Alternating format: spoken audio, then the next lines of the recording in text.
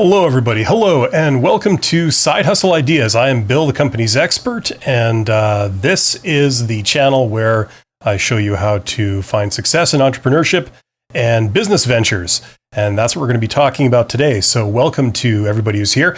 Thank you to my channel members, my Patreons, my super thanks donors, and to my participants. Thank you for being here. Like usual, I had a bit of a hectic, flustered start here, so hopefully you can hear me and see me okay. If you're watching this, you should see a chat box somewhere in the vicinity. Get in the chat box and let me know what you're struggling with, what questions you have, and I will do my best to help you out. The title of this episode is How to Break into an Industry from the Outside.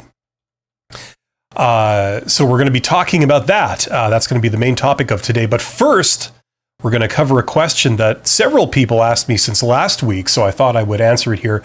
It's, do employers like you having a side hustle? Okay, that's something that several people were wondering, so we're going to cover that. And if you like what I do and you are a regular viewer of me, consider joining my channel. And that way you can get closer to me. Yes, let's leave it at that. I pay attention to what my channel members say and the topics they want me to cover. So if you want to have some influence over that, consider doing that. Okay. Before we get started, I just want to share something that's totally out there. I think I've seen the absolute worst song ever performed ever on any medium. And I was watching Revenge of the Nerds 2 yesterday. I know.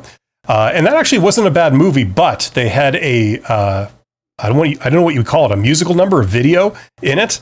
It's the worst thing I've ever seen. And that's saying something. I've seen a lot of crap in my time, but this was without parallel. So if ever you've seen that movie or if you've seen it, let me know if you agree. Just something totally random there. Okay, let's get on with it. So let's talk about the question a couple of people asked me. Do employers like you having a side hustle? Short answer, no. No, they don't. And let me break it down for you. Listen, if you're the type of person who's doing a side hustle, you've got something going on the side and it's profitable, even if it isn't profitable or isn't profitable yet, okay? I want to tell you something. You are awesome. And you are expanding your potential and your knowledge in ways that these people can't even dream about, okay? So it's something incredibly valuable. I applaud you for doing it. It is a very useful skill, and you should rightly feel very proud of yourself. And the natural thing that goes with that is that you want to tell people about this thing that you're doing because you're proud of it and you believe it's a talking point, which it is.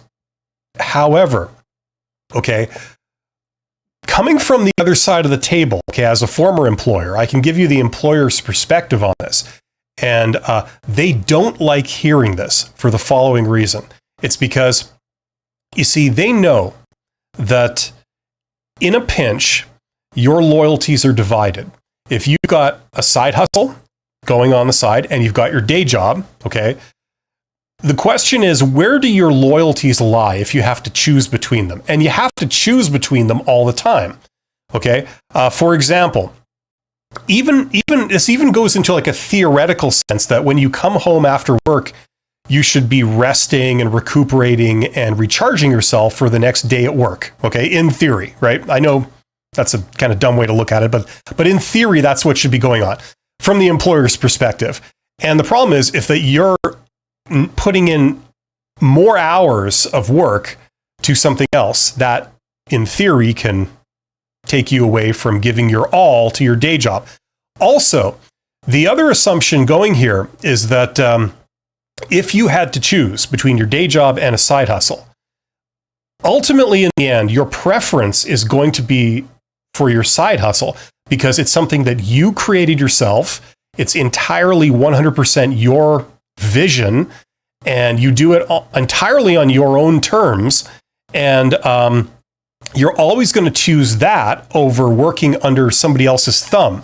Okay. Even if your day job makes you a lot more money or something, what you would like is you would like to make your money through your side hustle. That's the assumption that all employers are going to make, right?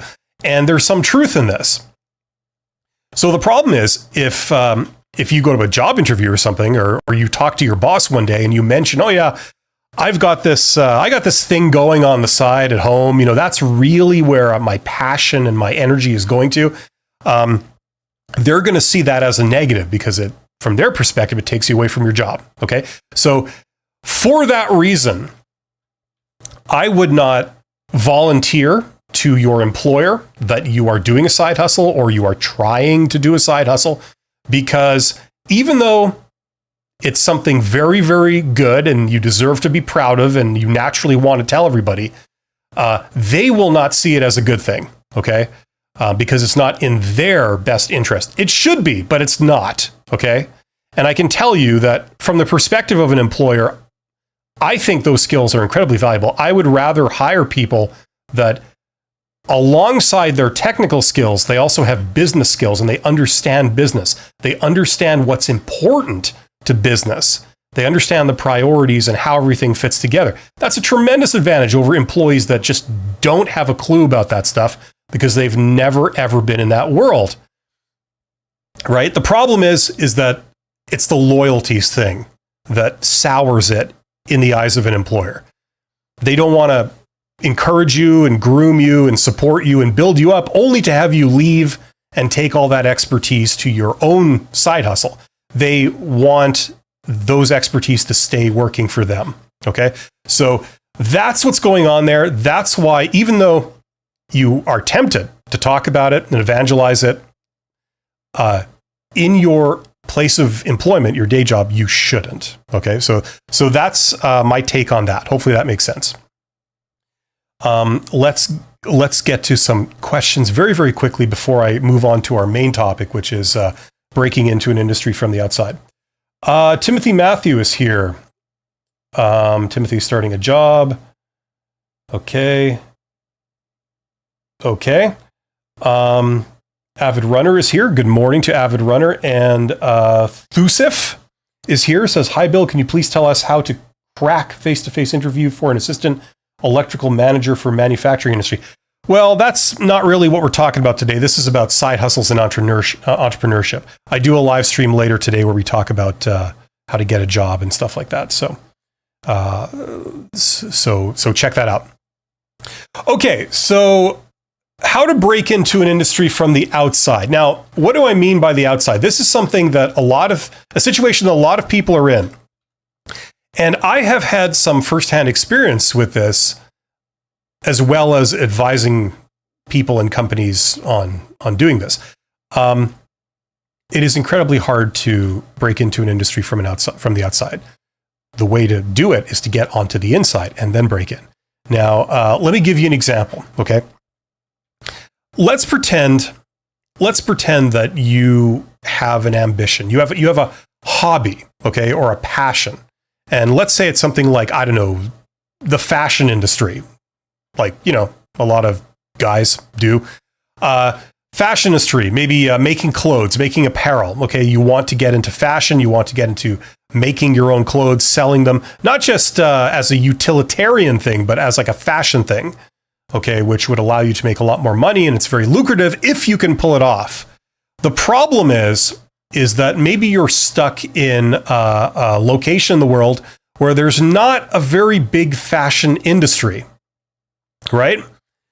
And the problem is you're wanting to break into that industry, but you never worked in the fashion industry. You don't have family members that are in the fashion industry. You're not a part of the fashion industry, really. There isn't a big presence where you are. So that's what I mean when I say you want to break into an industry from the outside. You're on the outside. Okay, you're not in the bright center of that industry, and you're right inside it. Okay, so everything that you do is based on assumptions and guesswork. Okay, you assume that it works a certain way, and you're guessing that if you do a certain thing, that will lead to some positive results. right? But you don't know any of this from personal experience. You haven't seen it. You haven't had proof that these things are in fact true. Okay. And that's the challenge you're up against. Okay. That's what I mean by breaking into an industry from the outside. Okay.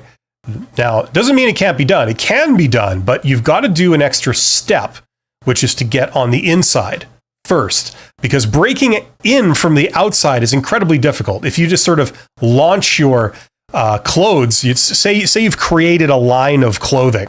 Okay. You've designed the clothes. You can manufacture them yourself, or at least the equivalent of a prototype or proof of concept. You can start manufacturing them yourself. In theory, you could ramp that up if there was demand for it and you can make money at it. But the question is how to get your presence out there, how to be taken seriously, how to create connections, and so on, how to reach your market. And so everything you're doing to further that is guesswork, because you don't know how to reach a market. How do you reach a market? Let's say you're stuck in, what's the most remote place you could imagine? Billings, Montana? Boise, Idaho? I don't know. Those are both in the US. There's places outside the US. You could go to Bootstrap, Saskatchewan. I don't know. But, how would you do this? Like, you don't know the fashion industry. You've never been in the fashion industry. Let's talk about that. Okay. So here's what I would advise if you came to me saying, okay, I need to do this. How do I do it? My first advice would be you have to get into that business. You have to get on the inside. Okay, that's the first thing. Trust me, if you don't, it will be very tough going. Because everything you're doing is based on guesswork. You need to get clarity. You need to get information about how things actually work. And then once you know how things work, you need to be able to have the means to make them happen, right? And in order to do that, you need help. Okay, you need to be endorsed by people. You need to be included by people. You need to be known by people, et cetera, et cetera. So how do you break into that industry? Well, for a start, let's talk about the geography, okay, geographic regions here. Where is the fashion industry located? I know nothing about the fashion industry, as you can tell from what you see. You know, nothing more stylish than this. Where is it located? I think it's located in Paris, right? Possibly Milan. And I imagine in the United States, New York, right? That's kind of the impression I get. So if you're not in any of those places and you're not even close to them, I would highly recommend that you develop a presence in those places. Usually that's going to take the form of you moving there. If you're serious about doing this, you would want to move there. You'd want to be in the center of where these industries are, because that's where things happen. I know it's kind of cliched and people hate hearing this, but it's absolutely true. You can slog it out for 10 years, in some remote location where everything is stacked against you, or you can go to where it's happening, where the people are that can help you, where the resources are, where the people with knowledge and connections are. You can go there. And that's what I'd recommend. I would take the plunge, however hard it may be, and go to the center of that industry. Now, that's if we're talking about fashion. If you're talking about a lot of other industries, they're not quite that concentrated. So if you're wanting to break into the tech industry, you may not have to move to Silicon Valley, for example, depending on what you're trying to do. But you need to be aware that if you're far removed from the center of these industries, and these industries depend a lot on buzz and they're very centralized, you really need to develop a presence at the center. Okay, so that's the first thing I would say. Now, in the beginning, it may be possible to do this remotely, to contact the people, to go there and meet people and things like this without actually living there. It may be possible, okay? And it's certainly possible in other industries other than fashion. I'm taking an extreme example. Okay, so that's the first thing. Then you need to network with the players in that business. Okay, now for all you introverts out there, you're going to hate hearing this. And I'm an introvert. I'm a technically minded introvert. I have a degree in engineering, so I know I know how this sounds. This sounds like a complete turnoff. It sounds impossible. It sounds like you're going to hate every moment of it. And it can't be done, but it can. You'd be surprised if you're an introvert and you see all those extroverts out there that are too busy flapping their gums and being social butterflies and all the undesirable traits of extroverts or extreme extroverts where they can't focus on anything and they can't actually get down to work. Things like this, where it looks like it's all about appearances and no substance. Do you really think that those people are smarter than you and more capable than you? No, they're not. What they do, the whole networking thing, really isn't rocket science, okay? It's not like this is beyond you. So that's the first thing you've got to understand. Secondly, with a little bit of basic social skills and technique, it's amazing what you can achieve as an introvert, okay? The problem is if you're doing business relies by its very nature on connections with other people. At the very least, you need connections with customers because you want to get them to buy your thing. Okay, so you can't live in a complete bubble. You have to connect with people in some way, shape, or form.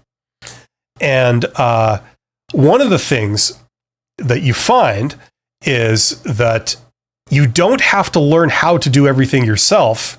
You can connect with other people that have the missing knowledge, and you can rely on them to do that piece for you. Okay, so if people have different resources, they're sort of the gatekeepers of different resources that you would want to have. Instead of you trying to recreate those resources yourself from scratch, you can access them by just having a conversation with somebody. Things like this. So it's incredibly useful. So I'm trying to encourage introverts to sort of just try and step out of yourself a little bit, learn how to interact, learn how to have a conversation, learn some personal charisma, and then go to where all the people can help you are. Okay? If they're all controlling that industry, they are all the players in the game, go to where they are and connect with them. Go to events, go do informational interviews, and things like this. And I mean, I know it's a total cliche, but it is true. If you go and you sort of offer to help someone, if you know how to present yourself in the right way, that generally goes down well, and things happen. The other thing you got to realize is that it's like sales. It's a numbers game. You might talk to, say, 100 people over the course of several weeks. And of those 100 people, let's say your success rate is 5%. Okay, that's far below typical, but let's say it's 5%. That means that you've got 5 people now in your camp that are going to open doors for you and going to help you and can help get things done for you. Okay? Either they assist you or they partner with you or they recommend you or they involve you in something.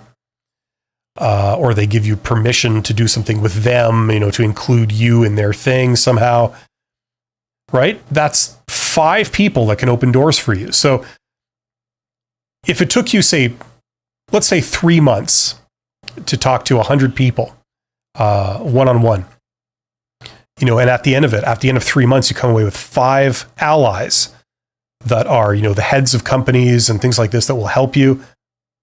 That's tremendously valuable. So never underestimate this. My second recommendation would be to network with the players. Learn how to do informational interviews. Go to trade shows, go to events, learn to present yourself well, make a good impression, things like this. Okay. And that can really help. And finally, I guess a third recommendation I would have, is that you need to see the business from the inside. You need to see how it's done. It's also a cliche that, the best way to get into a business from the inside is to get a job in it. That's true. If it took 6 months of your life to work as an employee in, say, a big fashion company, if that's your ambition, right?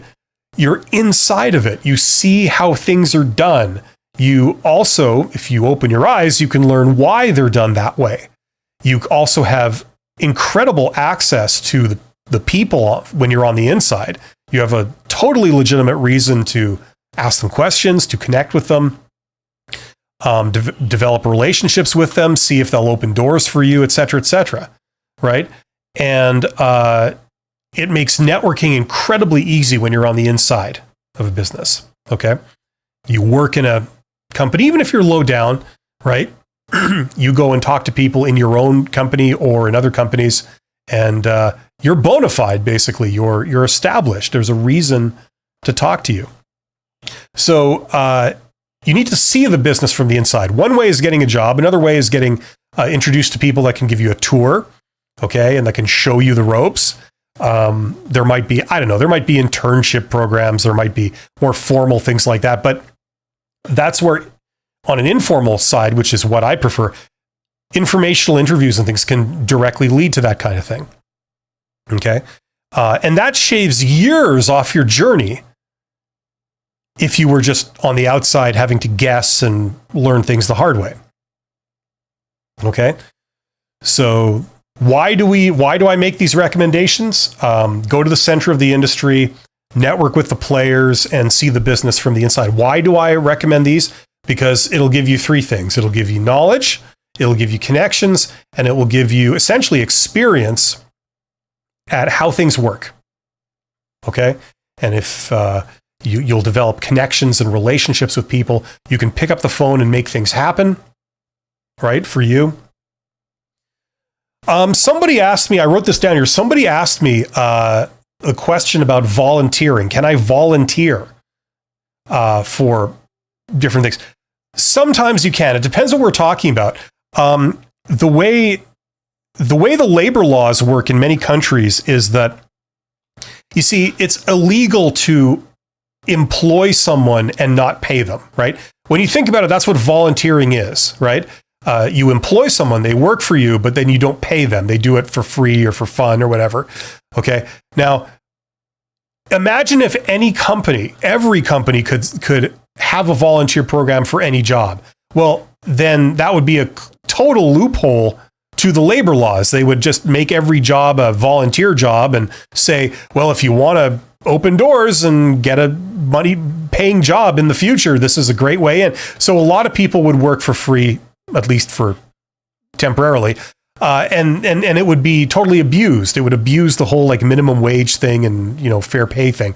So you can't just, take in volunteers for anything, right? Usually it's limited to charities or educational institutions. I think those are the two things that generally in different countries, they allow companies to create volunteer positions and legally put up a job posting that's essentially asking for volunteers. Okay. You can't volunteer for a construction site. You know what I'm saying? Like that violates labor laws. But for certain things, you can volunteer. And certainly, like for charities, it's a no-brainer. Yes, you can volunteer. You can see the inside of things. Maybe somebody in the industry that you want to get close to because they've got a lot of connections and they've got a lot of influence. Maybe they're the head of a company. Maybe, I don't know, they have a joint stake in or they do a charity, or their spouse does a charity or something. You can volunteer for the charity. It might get you access to the person running it, and then you can maybe pick their brain about their business or something. But that's the limitations of volunteering. Okay, so just so you're aware. Another way we're talking about how to do this stuff. That was the question about volunteering. You can get a job, literally get a job in that industry with the ambition of going out on your own after a short amount of time. And like I've said repeatedly, if you don't know how to do networking on demand, if you don't know how to discover who the people are and connect with them, apart from going to industry events, I teach you how to do that in this course, by the way. If you're like just wanting to learn that stuff, get that course, and that will show you how to do this stuff. But that's what I would advise people if you're trying to break into an industry from the outside. So hopefully that makes sense. We could go deeper into any part of that if people want to, but that's the basic idea. Let's go over to you guys for questions. Get in the chat. Let me know if you got questions about anything to do with side hustles. Milan says, how would you approach breaking into a new supplier chain? Let's say that your company needs to find a cheap but reliable supplier. Do you have some good advice in this area? Okay, well, that depends highly on where you're coming from.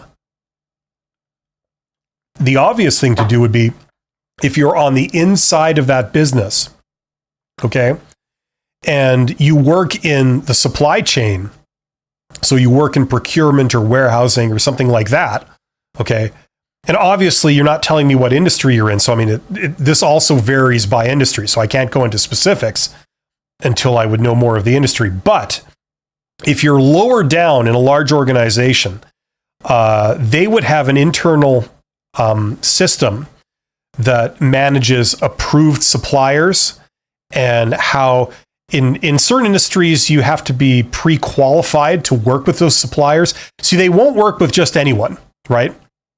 For example, let's say you're in manufacturing and you build a product. Well, in order to build a product, you have to get your parts from somewhere, your raw materials.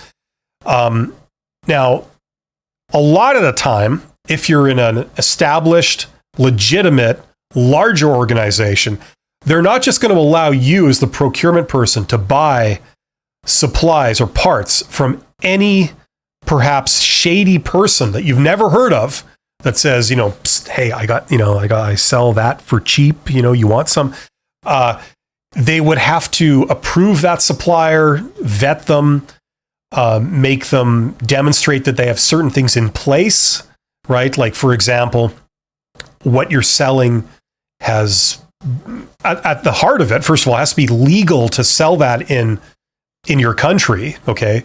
And then on top of that, you'd want certain other assurances, like it's passed quality control, the company has been qualified and has achieved certification in different quality standards. Or, if you're in the food industry, you can't just buy raw materials or ingredients from like any shady place. It has to show that they have a lot of approvals and things like this. So internally, the company would have those things.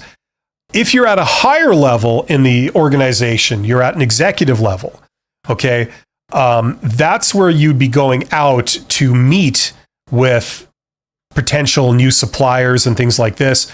You would set up a meeting, you'd go to their site, they'd give you a tour of their facility, you'd have conversations with people running that company and, what their goals are and what their other customers are and all this kind of stuff, and go through that whole thing.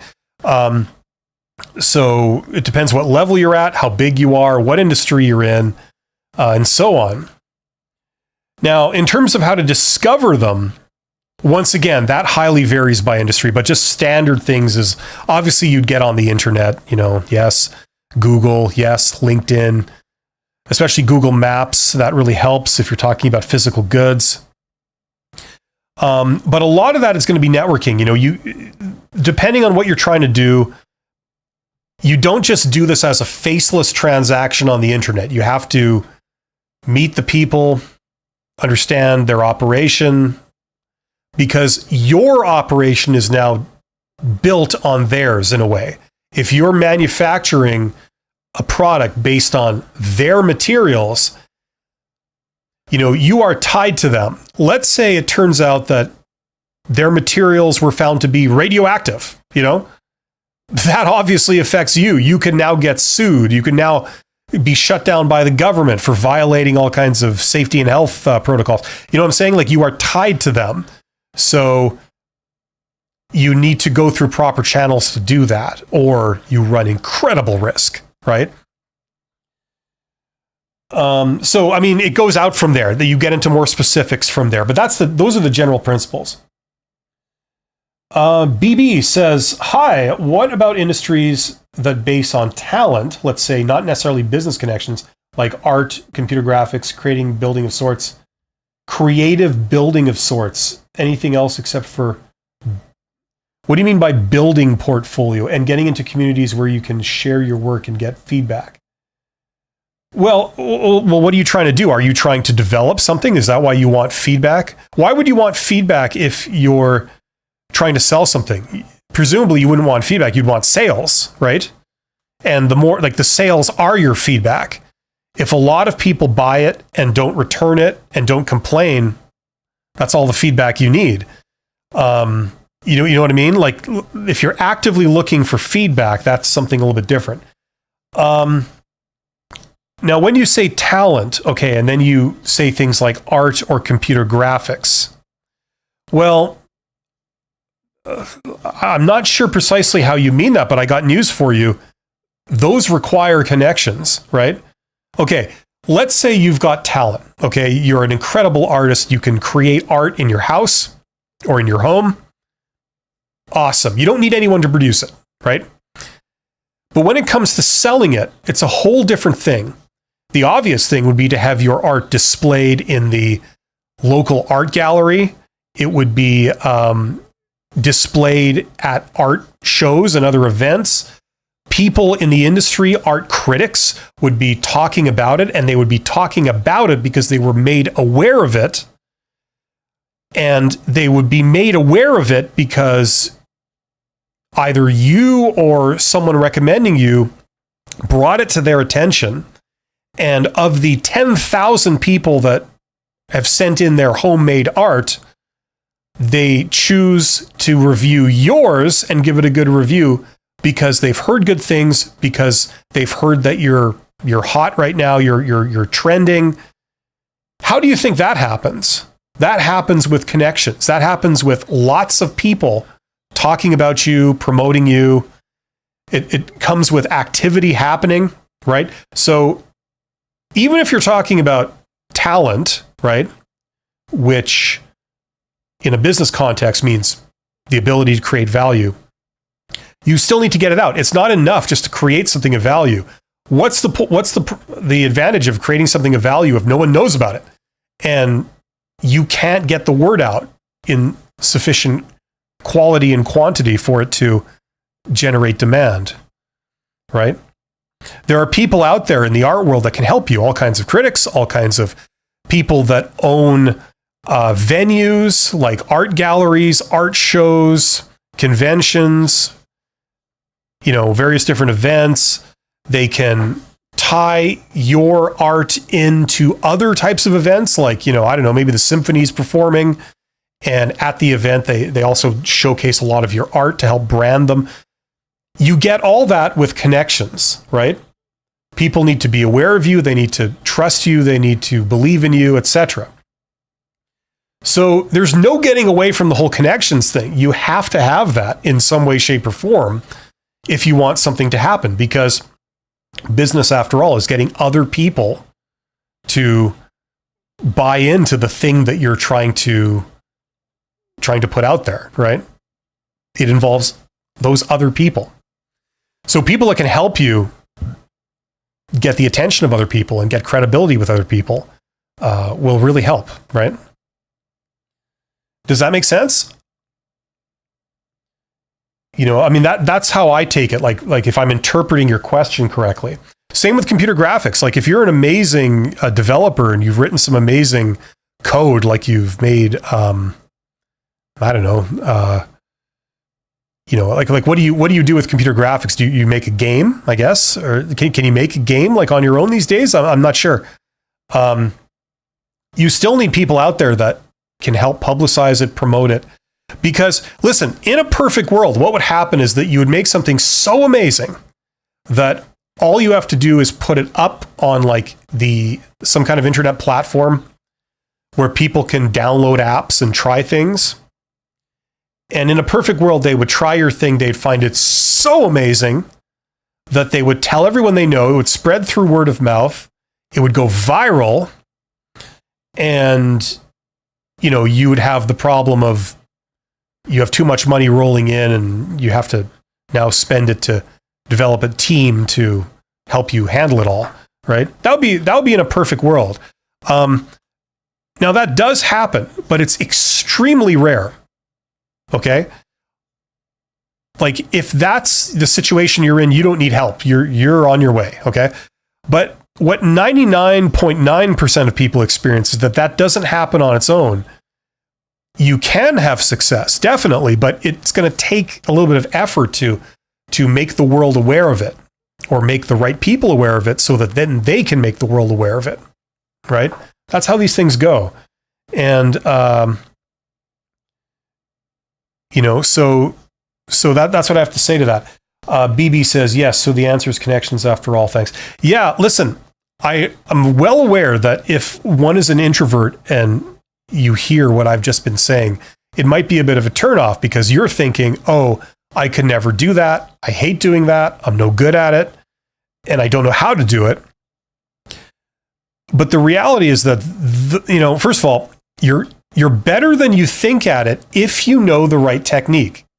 And chances are, if you're a technical introvert, you've learned some technical stuff in your life. You already know some technical stuff that's far more complicated and challenging to learn than this stuff. This stuff is really not that hard.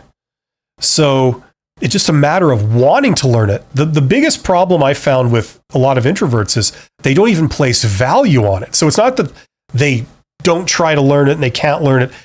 It's that they don't even think it's worth knowing. They are hostile to the entire idea. They dismiss it out of hand. And that's very unfortunate, because that's the key to what's going to open a lot of doors for them. So I'd like to do a live stream on that soon. Just talk about introverts and the condition of being an introvert, and how it's a disadvantage, but how it's also an advantage, and how you can make it work for you. But that was an intelligent question, BB. And there you go. Now, if there's any questions, get in the chat. If I don't get any questions in the next minute or so, I'll wind this down. But yeah, that's the reality of it. And check out Revenge of the Nerds too. As I said, surprisingly good movie. I was not expecting it to be good, but it was good, with the exception of that absolutely cringe-inducing musical number they did in the middle. It's like the worst aspects of like multiple different types of music, all rolled into one, with some terrible acting. And oh my God, I don't think I'm going to be the same again ever after having seen that. Anyway, that's just me.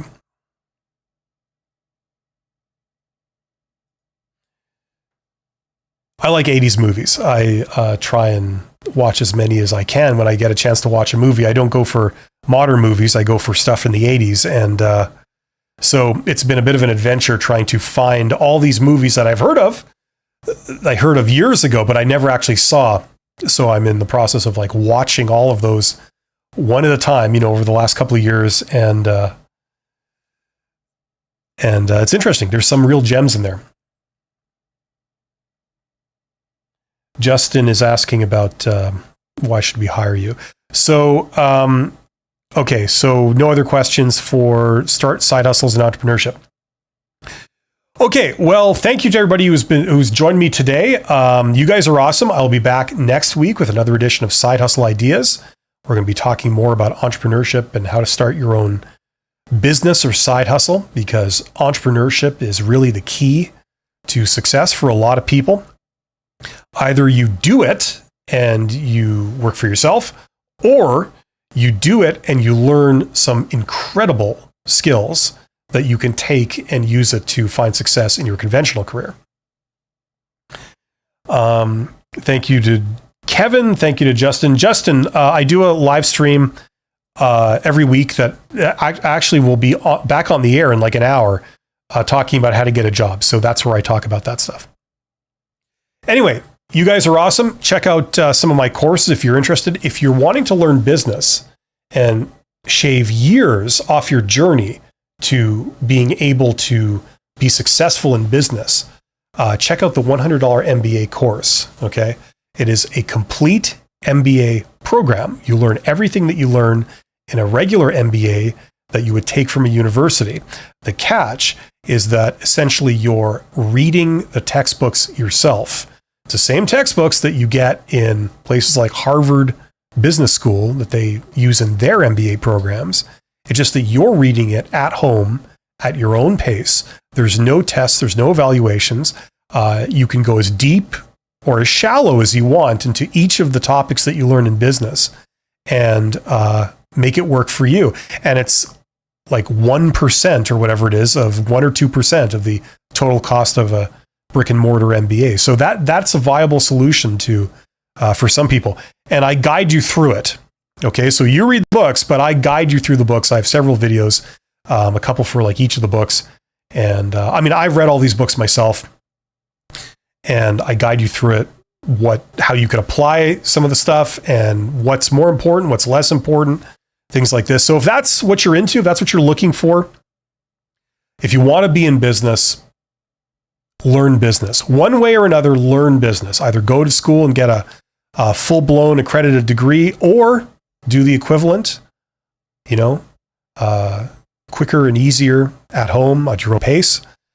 If you're wanting to learn the networking thing, if you know how to get informational interviews with people, how to connect with people, how to discover who is around you that might be able to help you, okay, check out this course here, because a big chunk of that course is explaining some of the networking principles.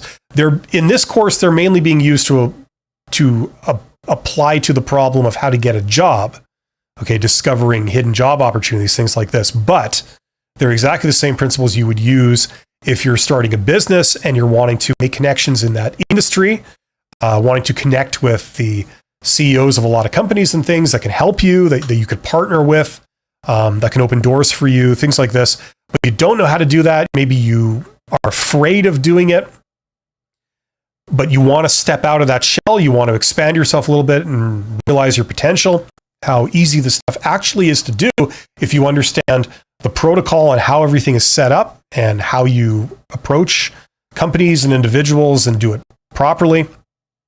If that's what you're looking for, check out that course. And probably the least that applies here to side hustles, but it ties in with both those courses, is the How to Write Like a Professional course, which is not a basic writing course. It's more advanced. It's more about what to say. So when you connect with people, you give the impression of they want to talk to you and they like you. Okay. And you know how to handle different types of situations and that kind of thing. So if that's what's interesting to you, check out that course, the Write Like a Professional course. There's links to all of these on the screen in the description box of this video. And I highly recommend it. It's basically a lot of information that's too involved for me to really summarize in a video or even in a live stream. And I lay it down principle by principle. So if you're interested in that, I created those. A lot of people have taken them. It solved a lot of problems for a lot of people. So that's great. Nana says one more question. Okay. Hopefully there'll be a part 2 for that. BB says, I think you were right about us dismissing value of certain things that seem natural to others. Thank you for your insight. It was fun. Yeah, one of the biggest things I learned in my life, because I'm an introvert, like I keep saying, I just dismissed all that out of hand. To me, in my 20s, certainly it was all crap. It was all a bunch of ingratiating nonsense. What you learn later on is that it's actually extremely valuable.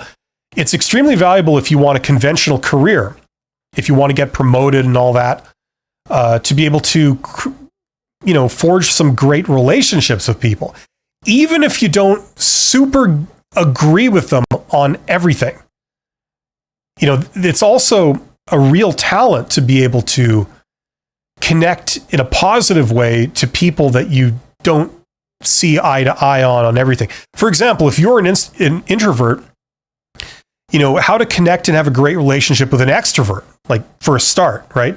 If you work in engineering, how to create a great relationship with someone who works in accounting, like how to actually have a civil conversation where you both enjoy it. That's an incredible skill. That's useful for the world of entrepreneurship. It's also useful for the world of conventional careers. If you want to climb the ladder, you need to be able to get along with people that are not exactly like you. You know what I mean? So what I used to do in my 20s and what I know a lot of other people do is they just dismiss that whole thing as like, that's wasted effort. It's off-putting to me. I don't want to do it. So I dismiss it. I don't place any value on it. What they don't realize is that it is hurting them so much because, they're not connecting with people, and opportunities are being given to other people instead of them because they actively refuse to engage in that stuff. They don't value it. They don't work on themselves, and they don't get good at it. You don't have to leave yourself to like be some kind of social butterfly. That's not what I'm saying. But you do have to tack on those skills. Technical skills and brains with some social skills are unbeatable. So that's why I would encourage everyone to, especially introverts, to just open your mind a little. Open your eyes, look at the world, see how things work. Why are those people getting all those advantages and not you? This is something that is valuable, and you should pursue it. Anyway, thank you for joining me today. You guys are awesome. I'll see you in a week, and best of luck. I wish you all the best in your endeavors. Take care.